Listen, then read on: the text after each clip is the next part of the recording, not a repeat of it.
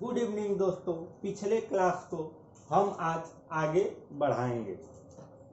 तो हम पढ़ रहे थे गवर्नर और गवर्नर जनरल के बारे में।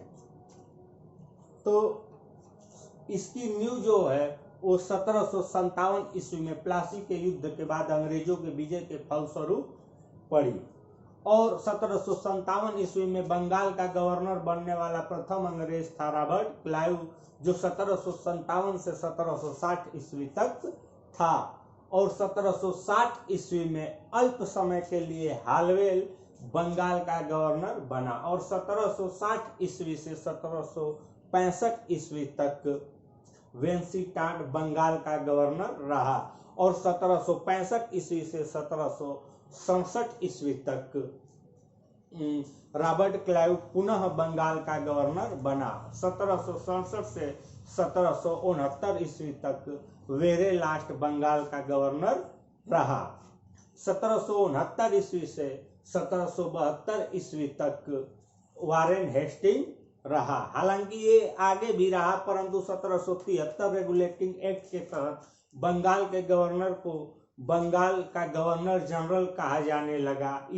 इसके बारे में विधिवत हम पिछले क्लास में पढ़ चुके हैं।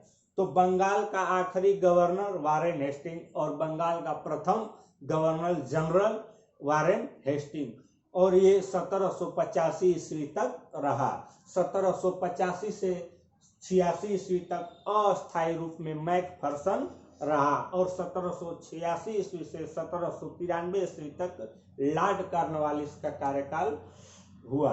1796 से 1793 ईस्वी तक, 1786 से 1793 लॉर्ड कॉर्नवालिस का, जो कि बहुत ही इंपॉर्टेंट है, तो इसको हम लोग याद रखेंगे मुख्य तौर पे। और 1793 ईस्वी से 1798 ईस्वी तक जॉन शोर का कार्यकाल रहा।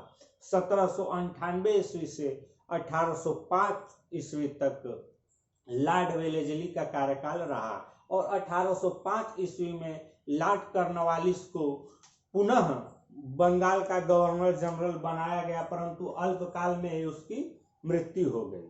और 1805 ईस्वी से 1807 ईस्वी तक जॉर्ज वार्लो बंगाल का गवर्नर जनरल रहा और 1807 ईस्वी से 1813 ईस्वी तक मिंटो प्रथम बंगाल का गवर्नर जनरल रहा और 1813 ईस्वी से 1823 ईस्वी तक लॉर्ड हेस्टिंग बंगाल का गवर्नर जनरल रहा और 1823 ईस्वी से 1828 ईस्वी तक लॉर्ड एमन हस्ट बंगाल का गवर्नर जनरल रहा और 1828 ईस्वी से 1835 ईस्वी तक लॉर्ड विलियम बेंटिंग।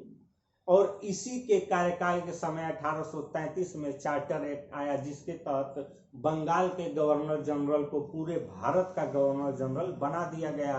तो यहाँ पे आखिरी बंगाल का governor general lord William Bentinck और भारत का प्रथम governor general lord William Bentinck. इस तथ्य को हम याद रखेंगे क्योंकि परीक्षाओं में कंफ्यूजन हो जाता है।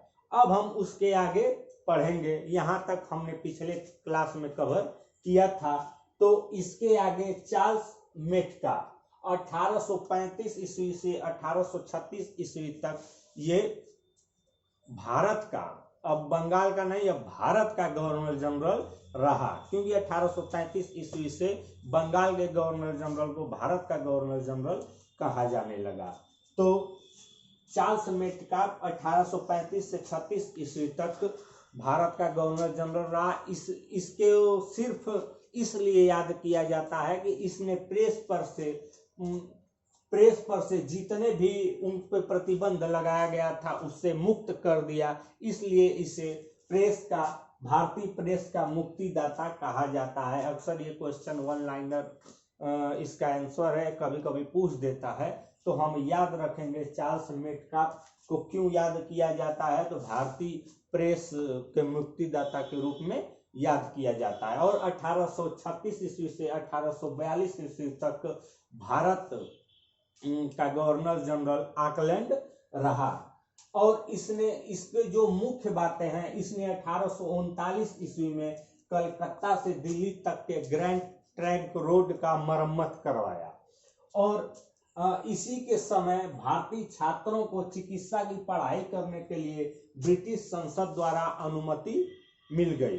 तो ये क्वेश्चन कभी कभी पूछ देता है कि किसके शासनकाल में भारतीय छात्रों को विदेश जाकर डॉक्टरी की पढ़ाई या चिकित्सा की पढ़ाई करने का ब्रिटेन की संसद से इजाजत मिली।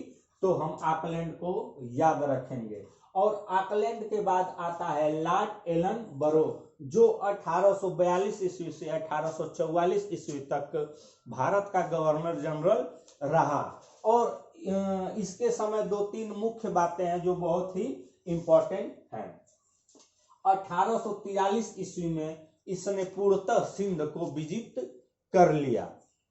1843 ईस्वी में, क्योंकि हम इससे पहले 1809 ईस्वी में अमृतसर की संधि द्वारा हम पढ़ चुके हैं कि कैसे सतलज नदी को सीमा बनाया गया था, तो वहां पे हम इसके बारे में पढ़े। और सिंध को इसने 1843 ईस्वी में पूर्णतः अंग्रेजों के शासन में मिला लिया। और इसने दास प्रथा का उन्मूलन किया। एक्ट 5 द्वारा या एक्ट 5 द्वारा कह सकते हैं, इसने दास प्रथा का उन्मूलन कर दिया। और हमने इससे पहले कुछ उन्मूलन पढ़े थे, विलियम बेंटिंग, सती प्रथा और शिशु बलि प्रथा, हम वहां पे पढ़े थे। और दास प्रथा का अंत किसने किया? तो लॉर्ड एलन बरो ने एक्ट 5 के द्वारा किया। और रविवार की छुट्टी जो कि 1843 ईस्वी से शुरुआत हुई, वो लॉर्ड एलन बरो के शासनकाल में शुरू हुआ। परंतु ये छुट्टी सिर्फ लंदन के स्कूलों में दी जाती थी। भारत का इस छुट्टी से कोई लेना देना नहीं था उस समय 1843 ईस्वी में। परंतु 1881 ईस्वी में हम देख सकते हैं मेधावी लोखंडे ने आंदोलन करना शुरू किया। और 9 साल बाद 10 जून 1890 ईस्वी को अंग्रेजों को इनकी बात माननी पड़ी और रविवार को सबके लिए छुट्टी करने का प्रावधान तय किया गया। तो हमने देखा कि रविवार की छुट्टी, जो कि अगर हम बात करेंगे शुरू कब हुई, क्योंकि उसमें भारत भी अंग्रेजों के अधीन आता था, तो रविवार की छुट्टी की शुरू करने का प्रचलन कब से आया? तो 1843 ईस्वी में लंदन के स्कूलों से ये शुरुआत हुई थी। क्योंकि उनका मानना था कि बच्चे यदि 7 दिन में 1 दिन घर पे रहेंगे, खेलेंगे कूदेंगे, तो बाकी के 6 दिन उनका पढ़ाई में काफी मन लगेगा। और यहाँ से रविवार की छुट्टी प्रचलन में आई और भारत में 10 जून 1890 ईस्वी से लागू हो गई। हालांकि दुनिया के अन्य देशों में जहाँ मुस्लिम कंट्री हैं, वहाँ शुक्रवार को साप्ताहिक छुट्टी होती है, तो सबका एक अपना अलग अलग है। लेकिन चूंकि हम लोग अंग्रेजों के अधीन रहे, तो कहीं ना कहीं रविवार की छुट्टी उन्हीं के द्वारा दी गई है। क्योंकि रविवार को ईसाई लोग चर्च वर्च जाते हैं, इसलिए रविवार को उन्होंने छुट्टी करना शुरू किया और भारत उनके अधीन रहा।